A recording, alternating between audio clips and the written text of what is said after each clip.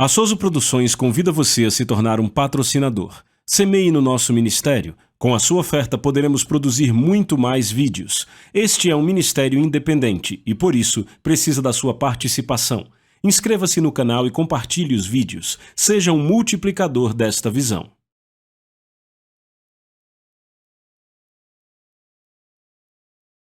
Os versículos usados nos vídeos que traduzimos nem sempre correspondem a versões em português. Muitas vezes precisamos traduzir do original em inglês para fazerem sentido no contexto do vídeo. Eu vou ler algo para vocês em... Glória a Deus! Salmo 16, abra aí. Ok, então leia o versículo 6. As linhas caem-me em lugares agradáveis, sim, eu tenho uma considerável herança. Mais uma vez. As linhas caem-me em lugares agradáveis, sim, eu tenho uma considerável herança. Mais uma vez. As linhas caem-me em lugares agradáveis, sim, eu tenho uma considerável herança. Há tipos diferentes de filhos.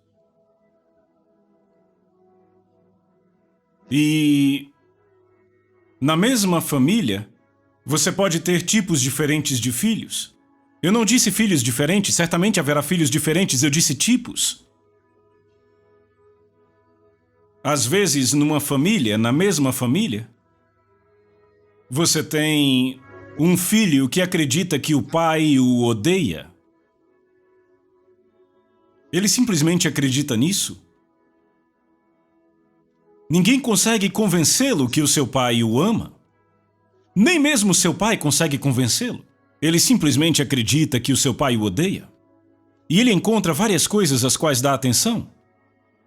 A forma como seu pai grita com ele. A forma como o pai lhe bate quando ele faz algo errado. A forma como o pai se recusa a dar o que ele está pedindo. Até mesmo o quarto que o pai deu a ele.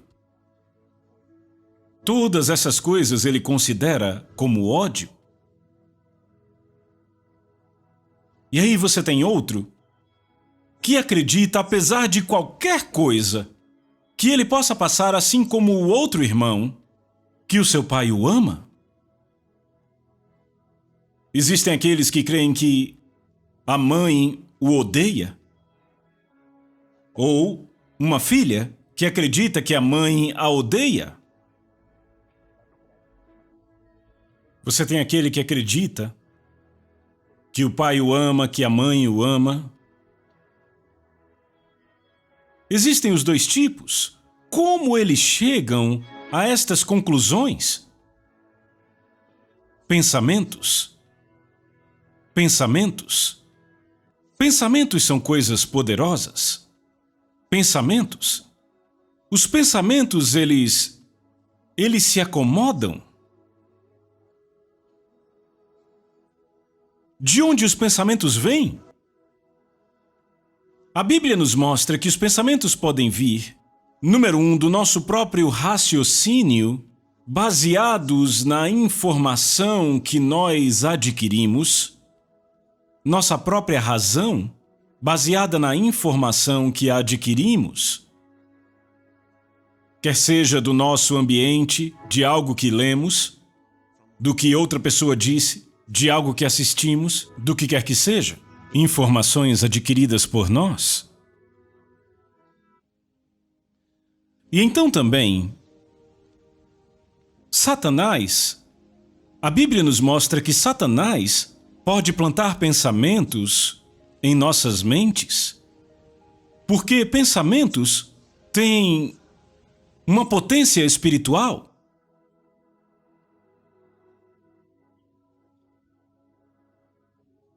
Você está acompanhando?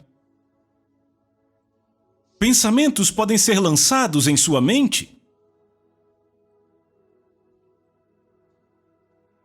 Pensamentos são informações vestidas com imaginações. Ou sugestões. vestidas com imagens.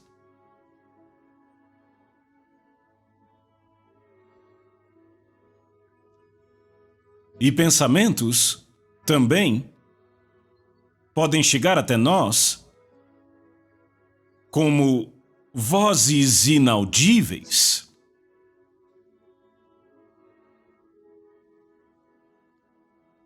Você está ouvindo? Deus também nos envia pensamentos. Então, pensamentos podem vir de nós, baseada em nossa própria informação adquirida. Pensamentos podem vir de Satanás ou dos seus demônios, ok? Satanás ou os seus demônios. E pensamentos podem vir até nós de Deus e dos seus anjos.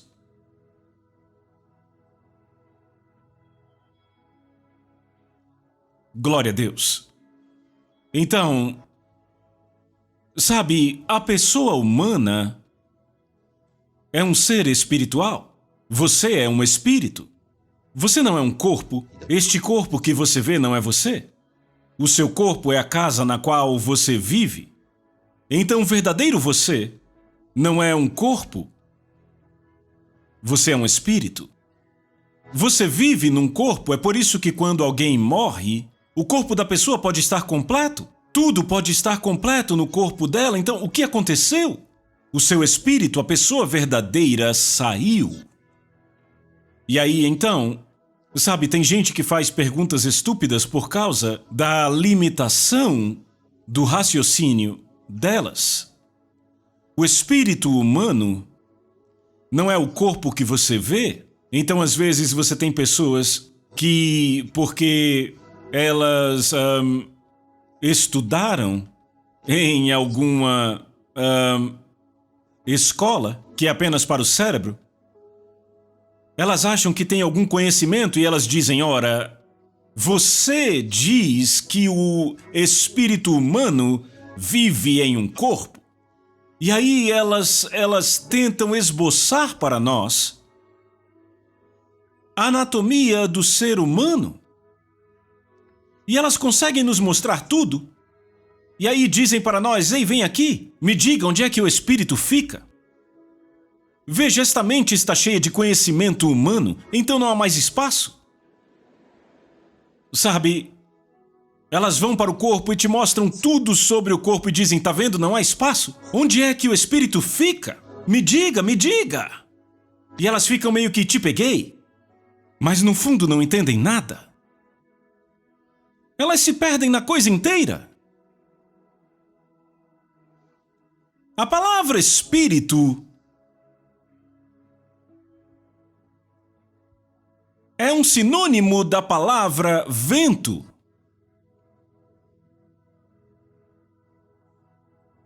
Você entende isso? Vento, que significa que opera com o caráter do vento.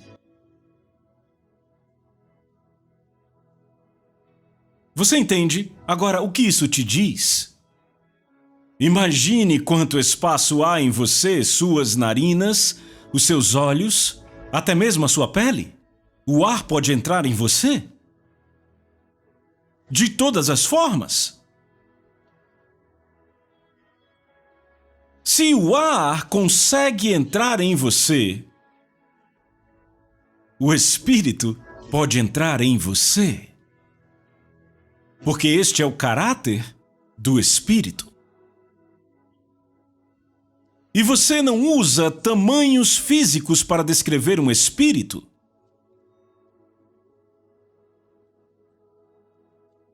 Então a Bíblia nos dá a descrição do Espírito de Deus, do espírito humano, de Satanás, de espíritos demoníacos, em linguagem espiritual. Então nunca devemos nos deixar levar por pensamentos e ideias de pessoas que apenas entendem o conhecimento dos sentidos. Tudo o que você vê não é tudo o que há. Lembre sempre disso. Tudo o que você vê não é tudo o que há. E se você estudasse ciência de verdade, você saberia disso? Aleluia! Então eu disse isso para falar o seguinte: você é um espírito, você vive em um corpo, e Deus se comunica com o seu espírito. Ele se comunica com o seu espírito. Você conhece a Deus a partir do seu espírito? Não dá para conhecer a Deus da sua mente. É por isso que a palavra de Deus é revelação.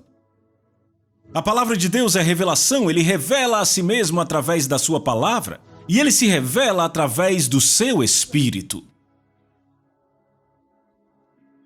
Em Romanos capítulo 10, verso 10, a Bíblia diz que com o coração o homem crê para a justiça. Você vê com o coração, não com a sua mente. Você crê com o seu coração? Você crê com o seu coração? A palavra de Deus é a instrução de Deus. A palavra de Deus é a informação de Deus. E quando Deus te dá a palavra dele, veja, você tem que entender que há certas coisas contra as quais você não discute, porque estas coisas são chamadas de verdades. Você não discute com verdades. Você debate com suposições. Quando algo se tornou uma verdade, você não discute com isso, porque é uma verdade. Agora, até que haja uma verdade maior, você fica com aquela verdade. Então, 1 mais 3 dá quanto? 4. Esta é uma verdade. E não existe outra verdade além de 1 mais 3 ser igual a 4. Até que haja uma verdade maior, temos que ficar com esta. Sabe, por exemplo, dia desses, Plutão deixou de ser planeta? Você se lembra? Tem gente que não sabia? Lembra que falávamos, existem tantos planetas? Lembra? E lá estava no meio deles Plutão. E recentemente tiraram Plutão. Ele não é mais um planeta? E sabe, você... toda a sua vida, você acreditou que Plutão era um planeta? E alguém em algum lugar disse, não é mais não. E você ficou, meu Deus, onde eu estou? Mas é assim que é. Você entende? Mas em Cristo, a verdade dele é revelada. Aleluia! E precisamos saber quando existe uma verdade presente, como havia uma verdade no Velho Testamento, e aquela verdade se tornou obsoleta quando Cristo veio e ele nos trouxe uma nova verdade. Glória a Deus! A verdade antiga era: para Deus te abençoar, você deve obedecer todos estes mandamentos que Moisés trouxe. Se você fracassa em obedecer todos esses mandamentos, estas bênçãos não virão sobre você, mas a maldição virá sobre você. Esta era a verdade, até Jesus vir, viver e morrer por nós, e ser enterrado por nós e Deus o ressuscitar dos mortos, e uma nova verdade vir à realidade. Aleluia!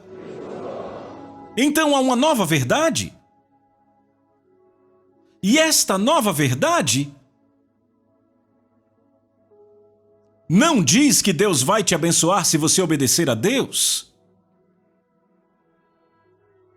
Esta era a verdade antiga. Mas veja, muita gente ainda vive suas vidas de acordo com a verdade antiga. E isto é um problema. Existe uma nova verdade? Esta nova verdade é: se alguém está em Cristo, ele é uma nova criatura. Isso é muito poderoso, isso é 2 Coríntios capítulo 5, verso 17. Diz: se alguém está em Cristo, ele é uma nova criação. Não diz que a pessoa será uma nova criação. Não diz que a pessoa será uma nova criação se ela se esforçar o suficiente. Não diz que ela será uma nova criação se ela agradar a Deus. Diz: se você está em Cristo, no que diz respeito a Deus, estar em Cristo significa receber Cristo como Senhor em seu coração, confessando o senhorio dele sobre a sua vida, e ele te catapulta com a própria obra que ele realizou dentro do reino de Deus. Significa, quando você proclama o senhorio de Jesus sobre a sua vida, você é automaticamente catapultado para dentro do reino de Deus. Você se torna um membro da família dele. Esta é a obra dele. O seu trabalho é anunciar, declarar o senhorio dele sobre sua vida, declarando em fé: eu creio que Jesus Cristo foi ressuscitado dos mortos, e eu confesso com a minha boca que Jesus Cristo é o Senhor da minha vida. Quando você faz isso sinceramente, ele cumpre a parte dele. Você é catapultado para Cristo. E entenda, Cristo é uma pessoa e Cristo é um lugar. Você entende? Então, de repente, você é despertado no reino do Espírito. Você é despertado para a paternidade de Deus. Você agora o conhece como seu Pai. Agora aqui está o ponto. Se alguém está em Cristo, é a verdade presente. Se alguém está em Cristo, ele é uma nova criação.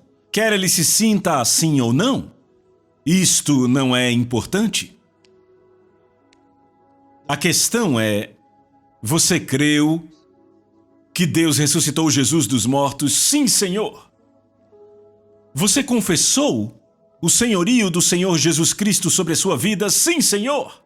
Se você pode confiar em si mesmo que você quis dizer o que disse, e se confia que ele quis dizer aquilo que ele disse, porque ele disse que se você crer com o seu coração e confessar com a sua boca, você pode confiar que ele vai cumprir a parte dele, aceitando você, recebendo você nele mesmo como um filho, alguém que pertence a ele, e ele transferirá a você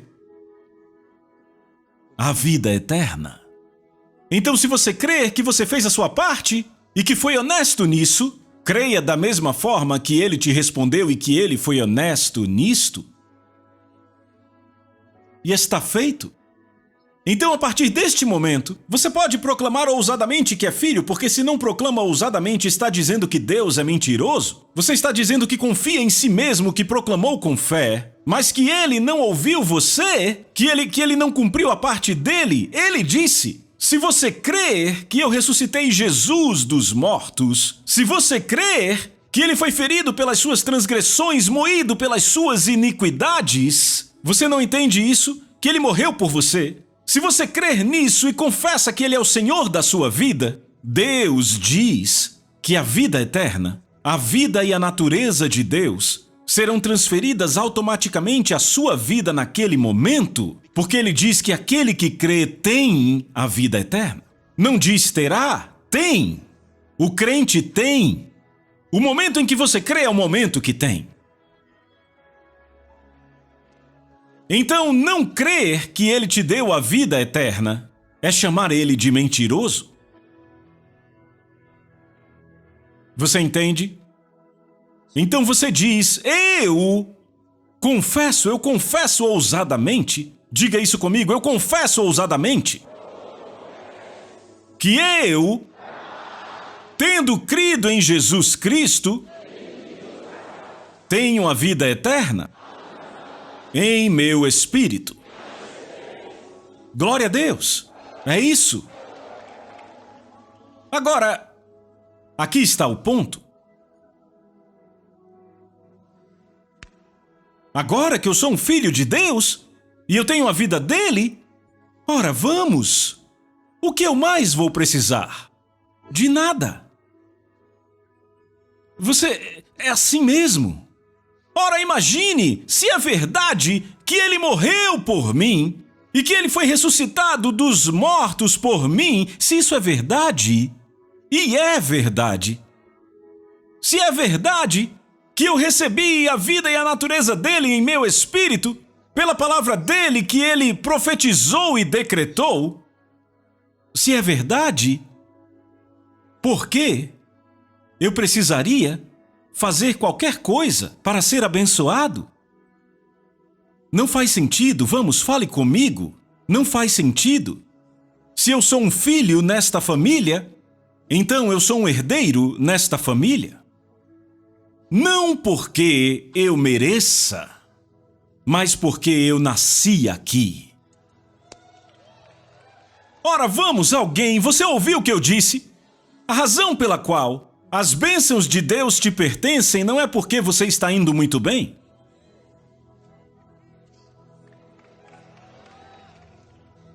Não é porque você está servindo a Ele com fidelidade. Você entende? Esta é a razão pela qual muitos cristãos fiéis não conseguem entender por que, com a fidelidade que têm, sabe, elas são boas para Deus.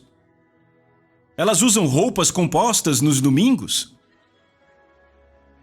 Sabe, eu quero dizer, não fazem nada errado. Elas são limpas e estão bem. Sabe, elas estão bem, elas são legais. Elas não conseguem entender por que a oração delas parece que nem sempre é respondida. Não conseguem entender.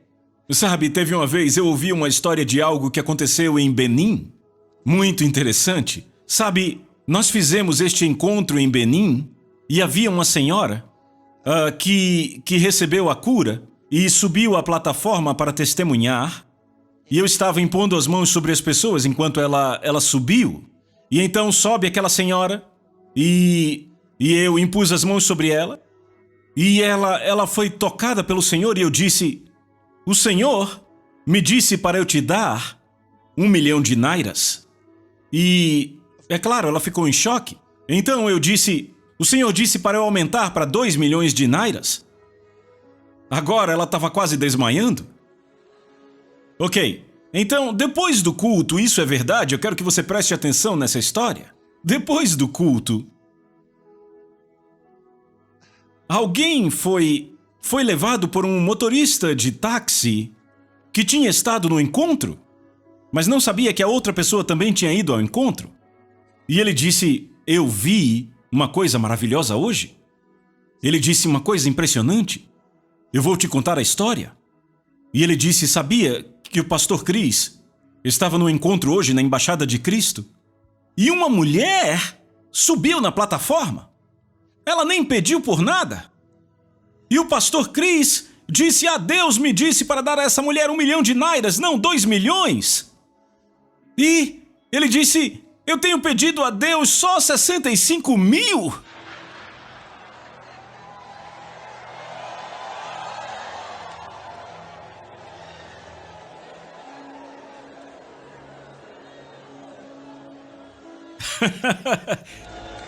Você está acompanhando?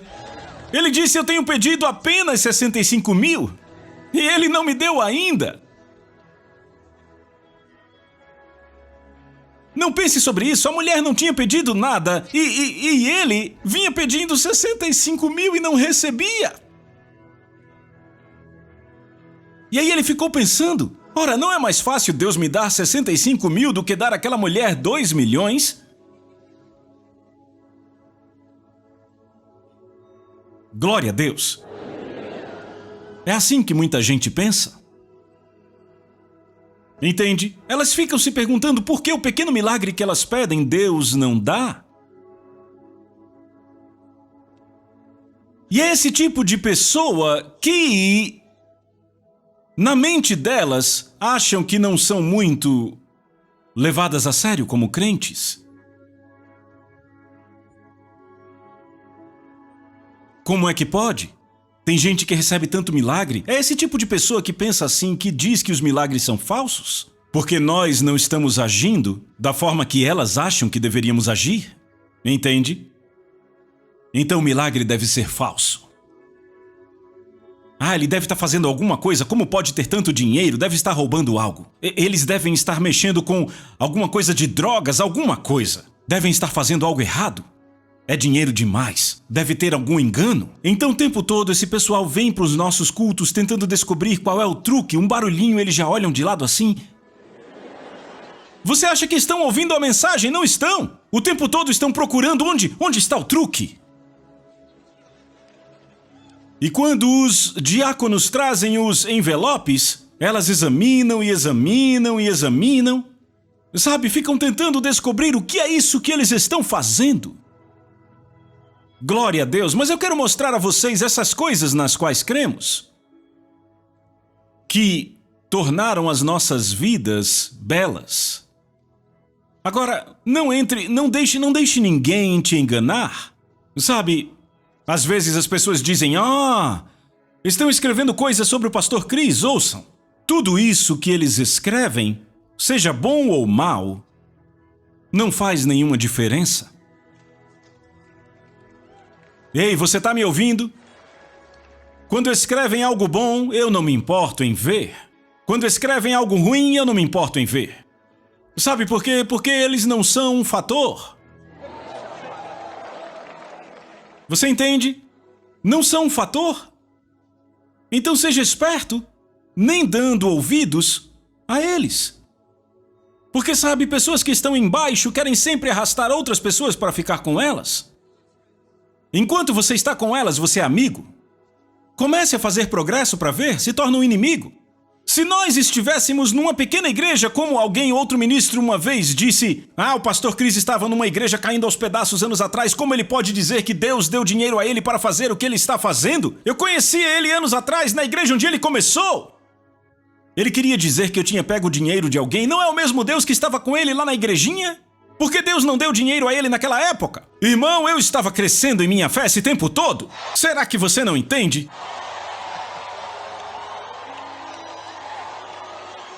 Aleluia! Glória a Deus! Aleluia! Então você entende? Tem coisas nas quais cremos. E elas estão nas Escrituras, eu vou te mostrar. Na verdade, você até já abriu e leu. Mas tem que fazer sentido para você. Tem que fazer sentido para você. Aleluia! Tem que fazer sentido para você. Então vamos ler de novo Salmo 16, verso 6. 1, 2, leiam.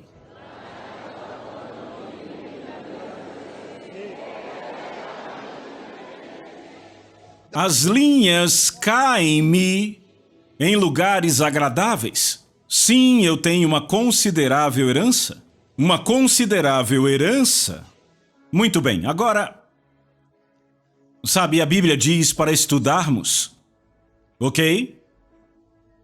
E estudar significa que você deve exercer alguns esforços dolorosos para ver através da palavra, para ver exatamente o que está sendo dito.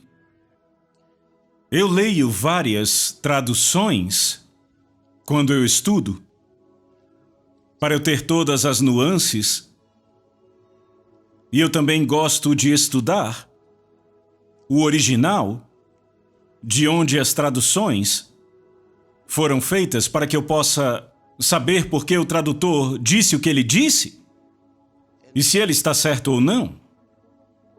Glória a Deus! Então, deixe eu ler para vocês. Nós lemos na King James e eu vou ler para vocês uma outra versão. Eu vou ler a versão do inglês contemporâneo. Certo? Eu quero que você ouça primeiro a King James. As linhas caem-me em lugares agradáveis. Sim, eu tenho uma considerável herança. Veja, o que ele está dizendo? Ele está dizendo as linhas caem-me. Você pode ler esse tipo de coisa? Muita gente aqui já leu os Salmos e provavelmente não entende o que ele está dizendo. Ele diz as linhas caem-me em lugares agradáveis. Isso significa, este homem está falando sobre... Houve uma divisão de terras, de propriedades, para pessoas diferentes. Onde dizem, olha, daqui até aqui, daqui até aqui, é para João, Daqui até aqui é para Joana.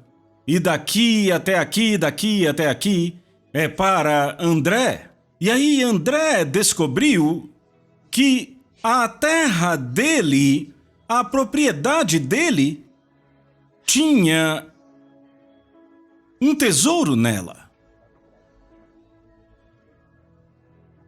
Ele descobriu que havia petróleo.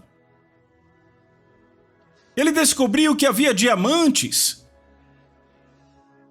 Ele cavou um pouco mais e descobriu que havia ouro. Ele tem petróleo, ele tem diamantes, ele tem ouro em sua propriedade. E então ele diz as linhas, ou seja, as fronteiras. Ele diz: as linhas caem-me em lugares agradáveis. Sim, eu tenho uma considerável herança.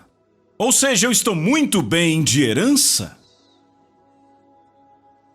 As linhas caem-me em lugares agradáveis. Então eu descobri que a minha herança é melhor do que a que Joana recebeu. E é melhor do que a que João recebeu. E eu não tenho nada o que fazer com isso. Caiu para mim. Você entende? Caiu para mim. Glória a Deus. Agora, eu quero que você entenda isso que ele está dizendo. Imagine se a sua vida, por muitos anos, esta tem sido a sua contemplação. Como tem sido a minha contemplação? Sabe, enquanto outro cara está lutando com Deus, oh Deus, faça para mim, Deus, faça para mim, Deus. Eu apenas dizia: as linhas caem-me em lugares agradáveis. Veja, eu estava gastando tempo cavando o meu ouro. Você entende? Mexendo com os meus diamantes, tirando o meu petróleo, enquanto ele ficava pedindo a Deus: oh Deus. João e Joana não conseguem entender. Mas as linhas me caem. Você vê a mentalidade? Por isso nossas vidas não podem ser iguais. Nossas vidas não podem ser iguais. Eu vejo todas as coisas boas na minha terra. E eles não encontram nada. Então vão viver uma vida de reclamação e preocupação. E alguém pergunta: ora, então de quem é a culpa? Bem, não é da pessoa que deu a terra a eles? É. E aí, o que é que você faz? Descobre o que está em sua terra! O petróleo não estava na superfície. O ouro não estava na superfície. Os diamantes não estavam na superfície, irmão. Descubra o que você tem em sua terra. Ouçam isso. Eu vou ler de novo para vocês e agora vou ler na versão do inglês contemporâneo. As linhas caem-me em lugares agradáveis, sim, eu tenho uma considerável herança. Esta é a minha confissão. Essa é a minha confissão. Diga comigo: as linhas caem-me em lugares agradáveis. Eu tenho uma herança considerável. Se você achou isto maravilhoso, ouça a versão do inglês contemporâneo, que nos dá um quadro mais claro do que está sendo dito. Ouçam, ouçam, ouçam, ouçam com atenção. Só de pensar nisso eu já me lembro de uma bela canção. Deixa eu ler para você. Tem gente aí que já viu? Você já está querendo levantar, não é? Ele diz: você tornou a minha vida agradável e o meu futuro é brilhante. Não, imagine se você soubesse disso, isso se tornasse a sua contemplação e a sua confissão. Sua vida seria diferente do outro cara que fica: oh Deus, clarei o meu futuro. Clarei o meu futuro, e ele parece que fica mais velho cada vez que ele faz essa oração. Clarei o meu futuro, clarei o meu futuro. Ele não vai clarear o teu futuro, ele não faz assim. Ele já fez algo! Uhul! Glória a Deus!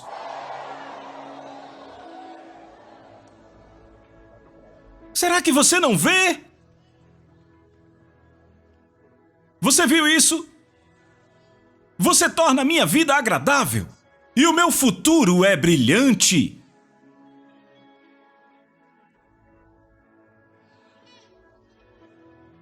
E aí você começa, Senhor, você torna a minha vida agradável. E sabe, no momento em que você faz esta confissão, a partir do seu espírito, tudo se alinha com a sua confissão.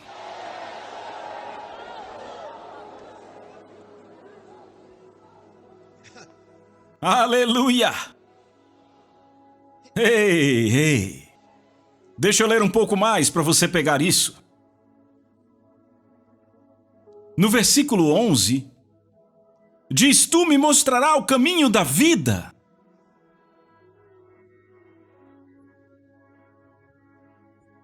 Você encontrou? Tu me mostrarás o caminho da vida, em tua presença a plenitude de alegria. Em tua mão direita há prazeres para sempre.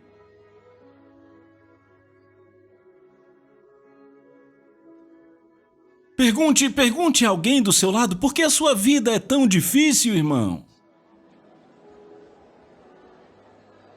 Veja, esse não é o plano de Deus. Não é o plano de Deus que a sua vida seja tão difícil. Aí alguém diz, eu vivo uma vida tão difícil, você é o problema. Sabe, nas vezes que as pessoas nos perguntam, é assim mesmo como vocês dizem?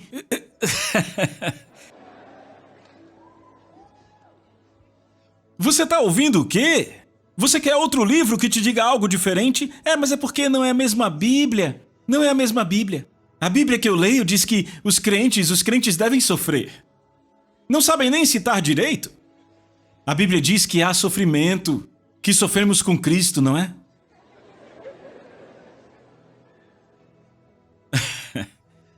Tá bom, como é que você está sofrendo com Cristo? Como é que você está sofrendo por Cristo? Vai, como? Tem umas dificuldades, né? Que tipo de dificuldade? Às vezes, a pessoa pode não ter dinheiro, sabe? Ok. Se essa pessoa, alguma vez, não tem dinheiro, o que ela deve fazer? Deixa acontecer, né? Você tá errado, é por isso que você tá errado.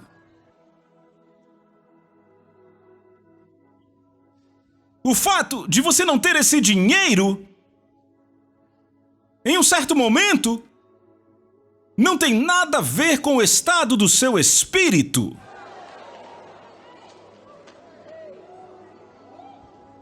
Não tem nada a ver com o estado do seu espírito. A Bíblia diz, do seu coração procedem as saídas da vida. O que significa que desse seu coração é de onde o dinheiro deve vir. É de onde tudo que você precisa na vida vai vir. Porque você destrói a fonte.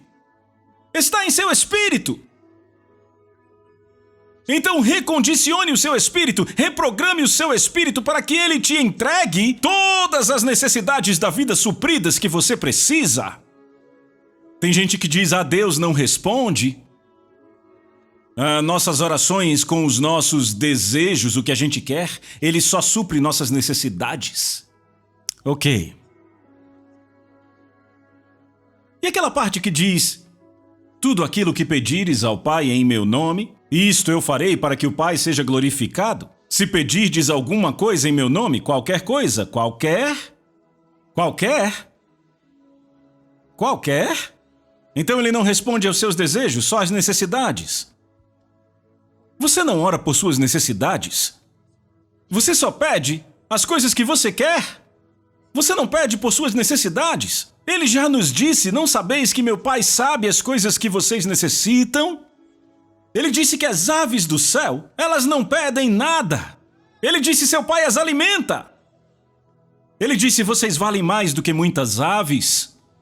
Significa que as coisas que você não precisa pedir. Ele disse que o seu Pai sabe. significa que as coisas que você pede são os desejos, o adicional às coisas que você quer ter. Você entende agora por que algumas pessoas dizem: eu só tenho pedido por 65 mil e ele ainda não me deu? Porque a pessoa está precisando disso. E na hora que... Veja, se você apenas pede a Deus pelo seu aluguel, você é um egoísta. Oh Deus, o aluguel custa 1.500, eu só quero 1.500, Deus. 1.500, só isso, não é de espantar que Deus não esteja te ouvindo. Por quê? Você precisa de mais do que 1.500. Esses 1.500 não incluem o seu dízimo. Se você tirar o dízimo, não consegue pagar o aluguel. Então por que está pedindo só 1.500? Pelo menos adicione o dízimo. Isso não é tudo. Isso não é tudo. E quanto às outras sementes que você quer dar?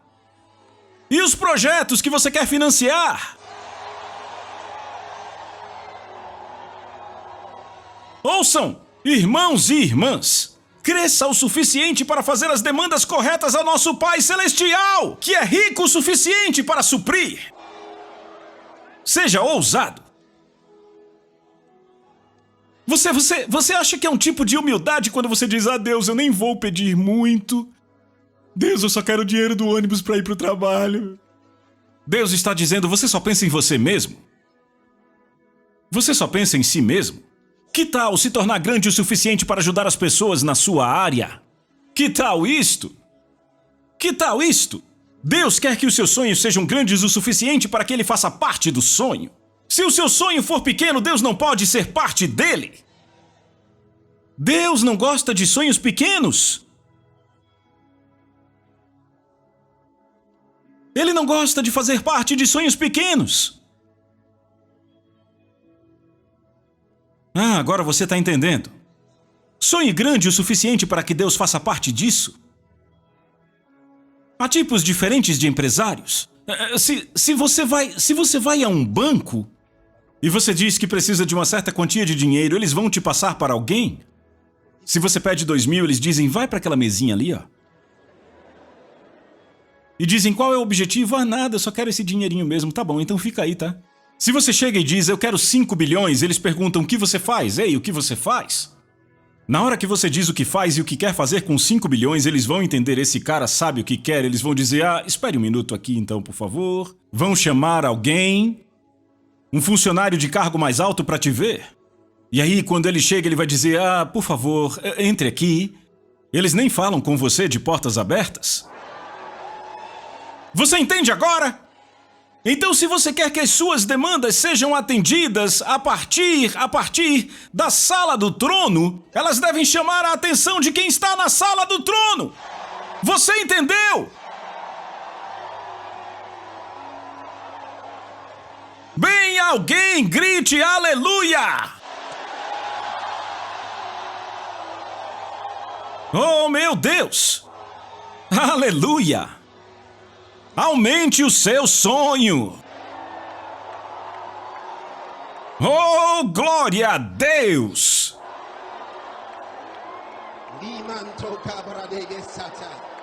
Levante suas mãos para o céu. Fale em outras línguas.